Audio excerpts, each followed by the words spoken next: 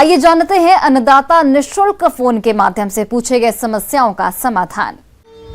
अन्नदाता निःशुल्क फोन संपर्क सेवा के माध्यम से पूछे गए प्रश्नों में से आज हमने जिस प्रश्न को कार्यक्रम में शामिल किया है उसे पूछा है ग्राम दिमोना, जिला उमरिया के कृषक हरीश आर्य ने। यह गोभी वर्गीय फसलों में रोग नियंत्रण के बारे में जानकारी चाहते हैं। तो हरीश आर्य जी, आपकी जानकारी के लिए प्रस्तुत है कार्यक्रम का ये अंश। नमस्कार किसान भाइयों, आज के जो कृषि अंक में हम गोभी वर्गीय सब्जियों में जो प्रमुख रूप से कीट और बीमारी लगने के कारण जो आर्थिक रूप से क्षति होती है उसके बारे में चर्चा करेंगे। तो जैसा कि किसान भाइयों आप जानते हैं कि गोभी वर्गीय जो सब्जी है, चाहे वो फूल गोभी हो, पत्ता गोभी हो, इसकी मार्केट डिमांड बहुत अधिक है। और अगर उसका जो अपीयरेंस है या उसका जो दिखाव है, जो दिख रहा है, वो ख़राब हो जाएगा तो मार्केट उसकी वैल्यू भी कम हो जाती है। तो आइए जानते हैं कि कौन कौन से जो प्रमुख रोग हैं जो गोभी वर्गीय फसलों पे लगते हैं। फूल गोभी की फसल में रोगों की बात करें तो डाउनी मिल्ड्यू रोग ये कवक जनित रोग है।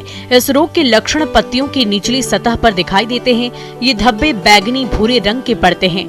धब्बों का ऊपरी सतह में पीले रंग का होना और बाद में इस फफूंद के बीजाणु अन्य पौधों पर भी फैल जाते हैं। जब खेत में रोग के लक्षण अधिक दिखाई देने लगे तब रासायनिक नियंत्रण के अंतर्गत आप मैनकोजेब 2 ग्राम प्रति लीटर पानी का 15 दिनों के अंतराल पर छिड़काव करें।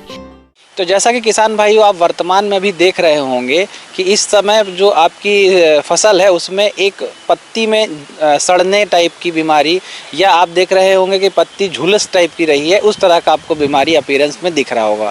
तो प्रमुख रूप से पत्ती में काला विगलन करके, जिसको हम इंग्लिश में ब्लैक रॉट कहते हैं, यह एक प्रकार के जीवाणु अर्थात बैक्टीरिया से बीमारी होती है। इस बीमारी की जो पहचान है, तो किसान भाई जब आप पत्ती को देखेंगे तो आप देखेंगे कि जो इसमें आपको पीलापन दिखाई दे रहा है वो इंग्लिश के वी आकार का दिखाई देगा। और ये जो है पत्ती के मार्जिन अर्थात किनारे के भागों से लेकर मध्य भाग से भी आपको देखने के लिए मिल सकता है।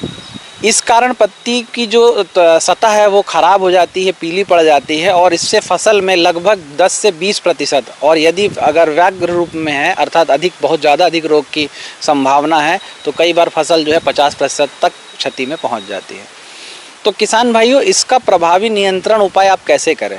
तो इसके नियंत्रण के लिए, क्योंकि अब तो रोपाई का कार्यक्रम हो चुका है, अब हम बात करेंगे कि यदि आप अगली बार इस फसल को लगाते हैं तो आपको किस तरीके से प्रबंधन करना है। तो सबसे पहले किसान भाई हमेशा बीजोपचार की प्रक्रिया आपको इस्तेमाल करना है। और पौध का जो आप जब पौध लगाते हैं उसको रोपने से पहले आप उसको उपचारित करेंगे। और उपचार करने के लिए आपको सबसे आसान दवा जो मार्केट में उपलब्ध है, स्ट्रेप्टोसाइक्लिन, इस दवा का 1 ग्राम प्रति 10 लीटर पानी में घोलकर इसको पौधे को आधे घंटे के लिए पौधों को डुबो कर रखना है और उसके पश्चात ही आपको अपना रोपण का कार्य करना है। अभी वर्तमान स्थिति में हम इस रोग से बचाने के लिए किस तरीके से उपाय करेंगे? तो इसके लिए पुनः हम स्ट्रेप्टोसाइक्लिन दवा का 1 ग्राम प्रति 10 लीटर में और साथ ही साथ कॉपर ऑक्सीक्लोराइड इस दवा का 3 ग्राम प्रति लीटर की दर से उपयोग करेंगे। मैं किसान भाइयों से पुनः आग्रह यह करूंगा कि जब भी वो दवा का इस्तेमाल करें, रासायनिक दवा हो चाहे जैविक दवा हो, दवा का इस्तेमाल सुबह और शाम के समय ही करें। और दवा की नियंत्रित मात्रा जो या अनुशंसित मात्रा जो कृषि वैज्ञानिकों के द्वारा उन्हें बताई गई है, उस दवा की मात्रा का उपयोग करके अपनी फसलों की सुरक्षा का कार्य करें। बहुत बहुत धन्यवाद।